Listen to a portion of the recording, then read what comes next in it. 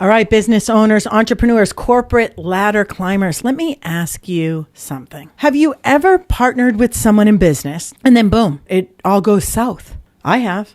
I mean, maybe you built something great together, but the money got bigger, the power got real, and suddenly your quote unquote ride or die business partner turns into your biggest nightmare. Or maybe you're thinking in a hiring game. You're thinking, can you trust people at face value, only to realize that later they were playing you from the start. If you've ever felt blindsided in a deal, if you've ever wondered, quote, how did I not see this coming? End quote, then buckle up. Today, we're going to solve that problem. And we're doing it by breaking down one of the biggest business breakups happening right now. The Gary Brecka versus Brecka-Cardone showdown. Two guys who were powerful partners. I thought they were going to be together forever until they weren't. Now, they're locked into this battle of lawsuits, defamation claims, and social media callouts. Sound familiar? Yeah. This is the classic Drake versus Kendrick Lamar beef, except instead of diss tracks, it's defamation suits. Instead of bars, we've got cease-and-desist letters. Instead of back-to-back, it's back-to-back legal drama. Or maybe it's more like Jobs versus Wozniak, where the visionary sales guy and the genius innovator start off building an empire together until there's a power shift and one of them gets pushed out, Gary Brecka. And we're going to use their fight to teach you how to read between the lines in business, how to analyze people's words and body language, how to make sure you never get played in a deal again. By the end of this episode, in the driver's seat with me, Janine Driver, you're going to have business tools so sharp, you'll be spotting lies, detecting deception and manipulation like an FBI agent at a poker table, my buddy, Joe Navarro. And if you want to see all of this in action, go to the full PBD podcast episode called Bought Our Company, Not Our Soul. Gary Brecka unloads on Brecka-Cardone. You can see everything there and analyze Gary Brecka. Now, go get you some popcorn and let's go. Let's drive in. Thank you so much for taking the time to listen to my podcast today in the driver's seat with me, Janine Driver. I am so happy you're here. Are you ready for one of the coolest podcasts on the web? Janine Driver, she's an expert on body language, persuasion, emotional intelligence, decision-making hack, 9-minute brain hacks for a happier life and stronger relationships. This is In the Driver's Seat with Janine Driver. All right. Let's set the stage. Gary Brecka and Brecka-Cardone were like Batman and Robin. If Batman was a billionaire real estate mogul and Robin was a biohacking scientist obsessed with optimizing human performance, together they built 10x Health, promising people longer lives, peak performance, and unlimited energy. I have the test downstairs. I never sent it in. I have to do the swab in my cheek still. I don't know if I'm going to do it. The real estate tycoon and the longevity scientist, they go from partners to legal rivals faster than Kanye and Adidas. This isn't just some small business squabble. I mean, this is classic Hollywood level betrayal. You think, I mean, I talked about Steve Jobs a second ago, but Steve Jobs and Wozniak, they built something massive together, right? One is this hardcore salesperson, Steve, and Wozniak is what? This other genius behind the operation. Does it sound familiar? Yeah, because we've seen this play out over and over again. Mark Zuckerberg and the Winklevoss twins. I've weighed in on them over the years. If you've ever seen the movie The Social Network, I mean, we're talking contracts, backstabbing, and legal battles over who really built this empire. Magneto versus Professor X with X-Men. I'm a mother of 3 boys, so I know about this. I mean, they start as besties working on the same cause. By the end, they took by any means necessary approach while the other was all about ethics. So they have a falling out. Sound like anyone else we know? The lesson is this. When egos clash, alliances often crumble. Not only has there been a falling out between Gary Brecka and Brecka-Cardone, then came a defamation lawsuit. Elena Cardone, Grant's wife, posted an old video of Gary after they fired Gary. So Gary Brecka with Diddy, and this is during Diddy's legal storm. Well, that was all brewing. The internet took this as, oh, Gary's mixed up with the Diddy mess. Gary and his wife then fire back with a $100 million lawsuit. And by the way, she posted some other stuff, but claiming it was a deliberate smear campaign. Grant didn't just sit back as his wife is being like attacked, right? So he comes for Gary Brecka too. And then when Grant decides to come back, he takes to Instagram and pulls a full 50 Cent move. Instead of letting the lawyers handle things quietly, Grant went full petty mode. Hashtag said with love, Grant. He jumped on social media and dropped 21 absolutely brutal questions, basically dismantling Gary Brecka's entire backstory. Sorry, Gary. In a move that's reminiscent of 50 Cent, right? This 21 questions Grant Cardone took to social media. He fires off these questions, inquiring about Gary's integrity and who he is and decisions he's made. Let's point out these questions. Let's chat about what's the hidden message that we receive as the people listening and reading these questions. Hey, Gary, what was your financial situation like in 2018? Were you behind on taxes for 15 years? Did you file bankruptcy in 2013 and 2015? Why did your wife own all company shares to avoid IRS liens? How did you go from $300K in debt to buying $40 million of real estate in 3 years? Why did you borrow $33 million in hard money loans? How did you buy a $20 million condo? Have you ever lost $1 million gambling? These questions paint a picture of financial maneuvering that would make even Gordon Gekko raise an eyebrow. Then there's the professional conduct questions. How many competitor products were you secretly selling? Were you taking clients out of the country, Gary, for illegal treatments not approved in the USA? Did you ever administer treatments to any of your clients prior to 10X Health? These allegations of side hustles and rogue medical practices, it makes it sound like a plot out of a medical drama, right? Then the family affairs. These questions, ooh, they hurt. Your kid's doing medical stuff without a nurse's license? What's happening there? If that's true, think about it. There's a whole new meaning to family business. And then, of course, there's the credibility in claims through those questions. Those were... You stated that you were working on a partnership with Tom Brady. Did that ever happen? You suggested you were treating the king and royal family of the UAE. Is that true? Do you have a trademark agreement to use MAHA? Have you ever been sued for fraud, Gary? Have you ever been accused of fraud by a partner? Ouch, these hurt so bad.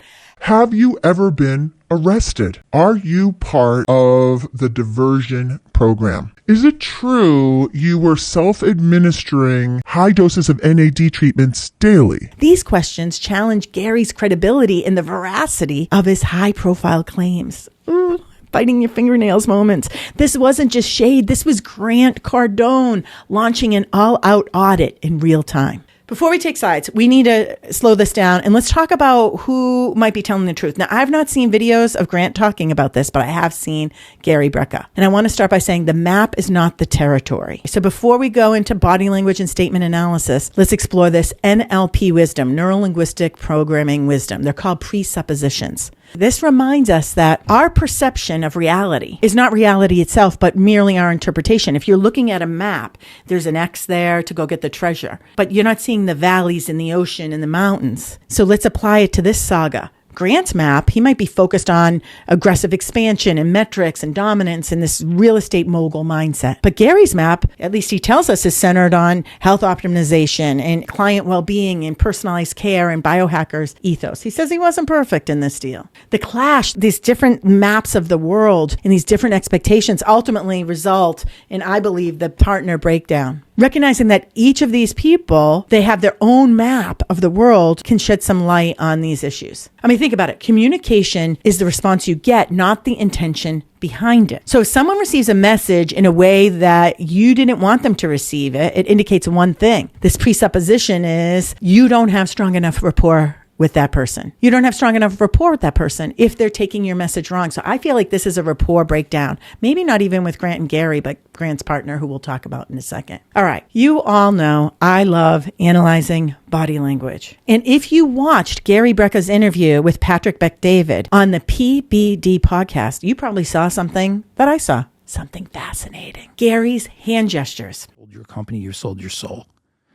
And They want to control every word that you say. I mean, I went on the Joe Rogan podcast. They tell the real story, or at least what Gary believes is the real story. Hand gestures are more than mere movements. They are these deeply intertwined gestures that we make that connects with our brain's functioning and our communication process. Let's dive into how the use of our right hand and our left hand during a conversation, a meeting, a negotiation, what it indicates about our neural mechanisms. Right hand gestures. When someone's talking and using the right hand, it's often in sync with speech and it's linked to the brain's left hemisphere, facilitating clear, structured communication. That's that part of the brain controls the right side. Left hand gestures when someone's talking, if you're gesturing with your left hand, that can enhance explanation of metaphors, abstract concepts, possibly due to the right hemisphere involved in processing creativity and holistic thinking. Body language analysis comes over here from the right brain, controls the left side of our body. What if they're using both hands? This connects with authenticity. Both hands simultaneously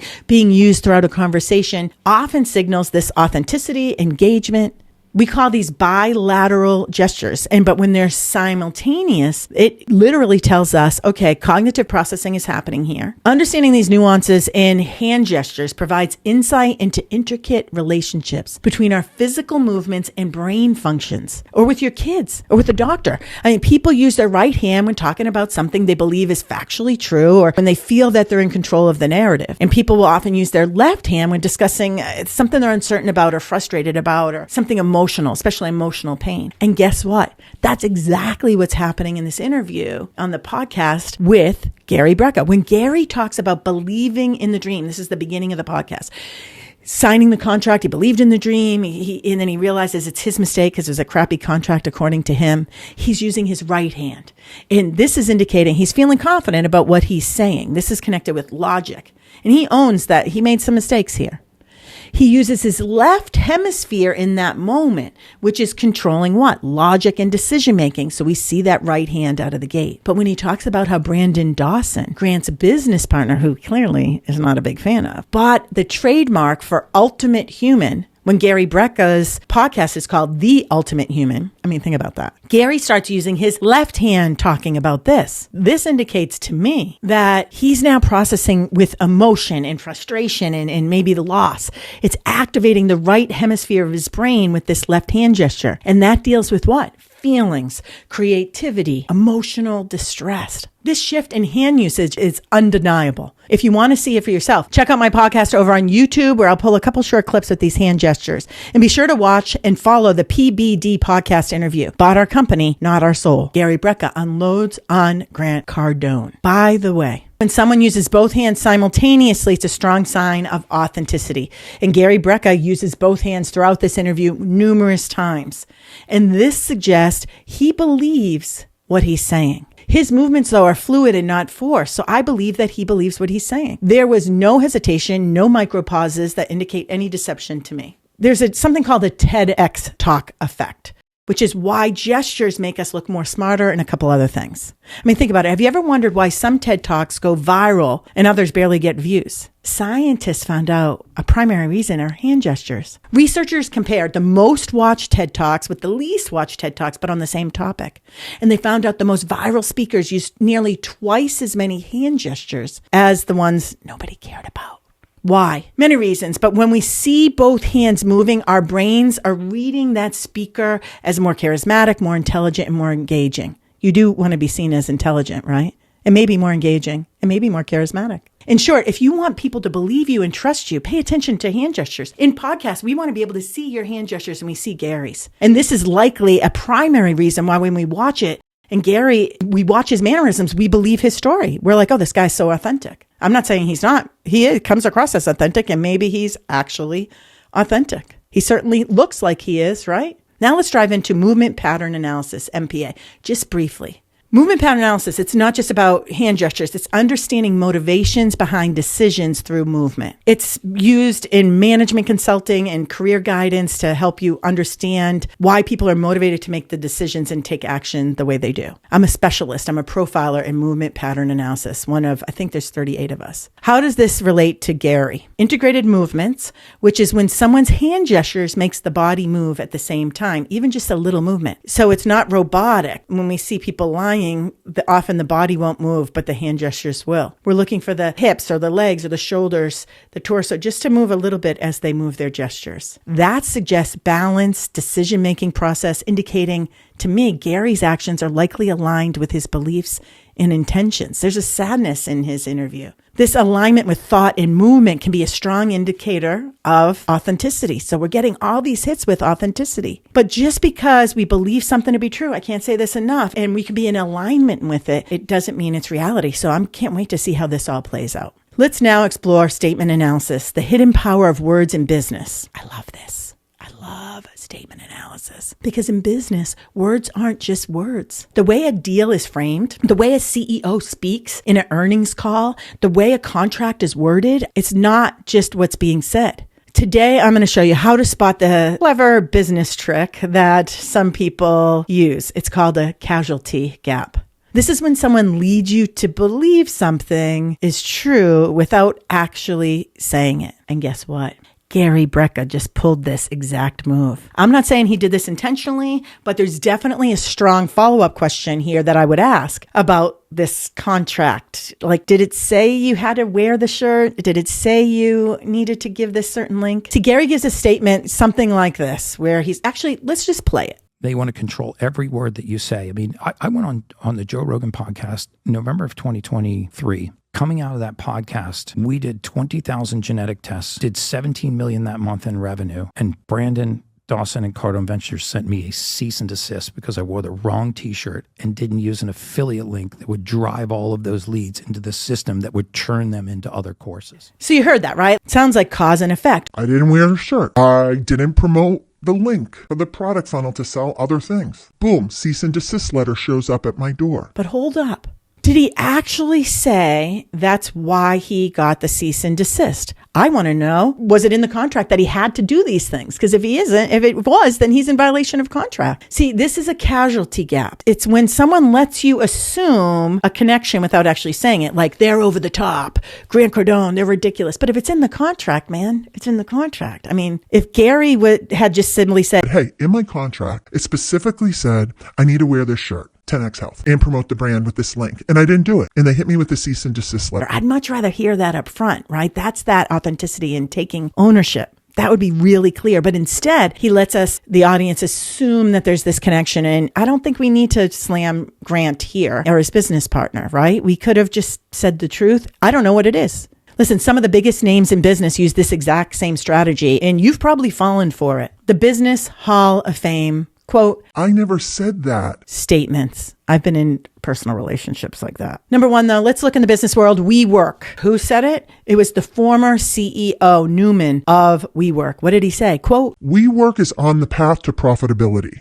Why is this a casualty gap? This makes it sound like profitability is guaranteed, but a quote unquote path means nothing unless you actually arrive at the destination. He didn't say when he was going to arrive there, and he didn't say how. Lesson for you. When you hear someone say they're on track to something, you may want to ask, but is there an actual timeline? Number two, Uber's IPO. Did you hear what they said? Oh my goodness. Who said it? Dara Krawaskishi. I can't say his last name, but Uber CEO. Here's what he said. Quote, Uber is the Amazon of transportation. End quote. Why is this a casualty gap? Because this implies market dominance. But at the time, Uber was losing billions of dollars, with a B, billions, when he said this. Just because Amazon dominates e-commerce, it doesn't mean Uber dominates ride sharing the same way. The lesson for you, when a company compares itself to a giant, ask yourself, is this reality or just some type of branding fluff? Number three, Elon Musk. Elon Musk, CEO of Tesla. What did he say? Quote, Tesla vehicles are equipped with full self-driving capabilities. End quote. Why is this a casualty gap? This makes it sound like Tesla, like they drive themselves, but they still do require a human driver in some capacity. But Musk says this fully driving system, and then it makes us think that a human doesn't have to be involved. Lesson for you.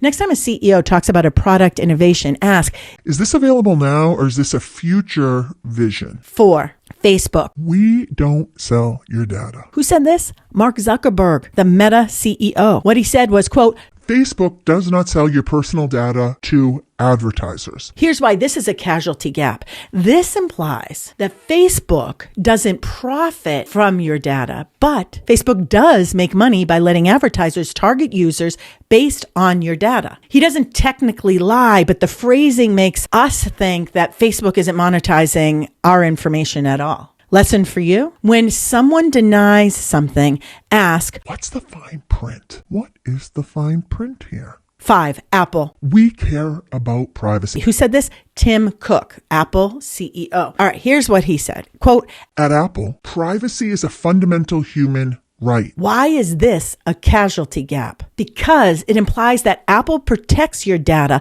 better than any other company. But Apple has still been caught collecting user data, tracking locations, and working with governments. Just because they market themselves as pro-privacy doesn't mean it's airtight. Lesson for you: when a company makes a big moral claim, I mean big, ask yourself, what are they actually doing behind the scenes? Let's bring this back to Gary Brecka. When Gary says, after I went on Joe Rogan and didn't wear the 10X health shirt or push this funnel link, I got a cease-and-desist letter. Something along those lines, right? He's doing the same thing that WeWork and Uber and Tesla and Facebook and Apple did. He's implying a direct connection without stating it. The audience fills in the blanks for him, but we don't know if it's actually true. What was in the contract? That's what I want to know. Was it in the contract that he had to do that? I mean, this is why statement analysis is a must-have for business skills, because in business deals, investor calls, and leadership speeches, if you don't know how to spot gaps, you might be the one getting played. All right, let's bring this home right now. Today, we just decoded one of the biggest business feuds happening right now. Gary Brecka versus Grant-Cardone.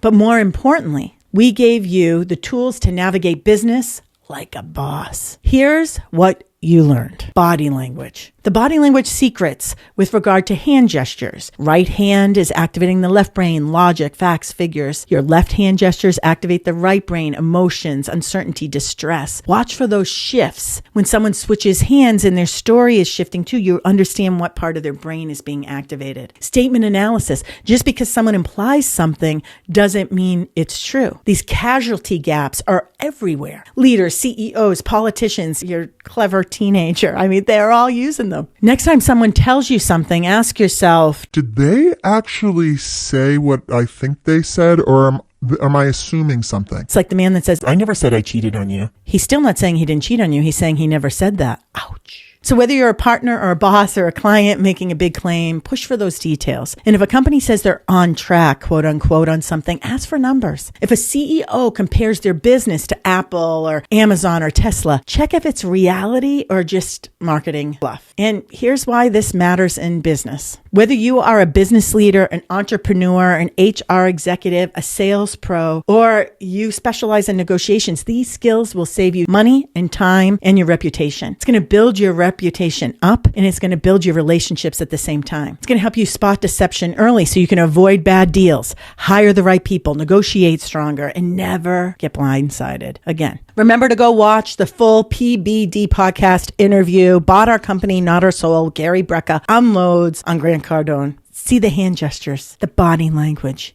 and the statements in action. You can't unsee it now that you know what to look and listen for. And that's how you stay in the driver's seat. Hey, before we go, one last thing. Well, two last things. Number one, you want to know the strategy that Grant-Cardone used to put Gary Brecka on the defensive without ever making a direct accusation? In my next episode of In the Driver's Seat with me, Janine Driver, I'm going to break down those power questions that Grant threw out there on social media and how the smartest business leaders, sales pros, and negotiators use strategic questions to control conversations, plant doubt in our heads, and flip power dynamics into their favor. This is me doing arm wrestling if you're watching. Hit follow now so you'll be the first to find out when we drop that segment. Also, one last thing, special episode with Jay Duran from The Culture Matters Show. He interviewed me because this is way too good to stop at this analysis. I'm bringing it with Jay. He invited me to be on his show, The Culture Matters Show, for a deep dive into this whole mess. To find that special episode, go hit any of your favorite podcasts. He's all over the place. And look at those, your favorite podcast channels, and look up The Culture Matters with Jay aka Duran, and you're going to hear both of us break down the culture, the power plays, the lawsuit, and what does this mean for your future. I think the interview is like an hour long, but hopefully he edited it. All right, keep your eyes sharp, your body language on point, and you'll stay in the driver's seat. Bye now. Thanks for tuning in to In the Driver's Seat with Janine Driver. Use these insights to make your life easier and relationships stronger. Remember, you matter and belong, and you're not alone on this journey. If this is your first time in the driver's seat, Janine would like to give you a free gift. You're invited as her guest to join her live weekly online class to master the new body language so you can boost your relationships. Sign up now at www.janinedriver.com. That's janinedriver.com. Until next time, keep driving forward. Bye now. I hope you learned some cool shit today to make your life easier and grow your relationships. And if you happen to be inspired to look at your world differently, I'm wondering if you'll recommend my show In the Driver's Seat with me, Janine Driver, to some of your friends, because that's exclusively how this show is growing. Thanks to you and people just like you, but only if you like the show. Sound good?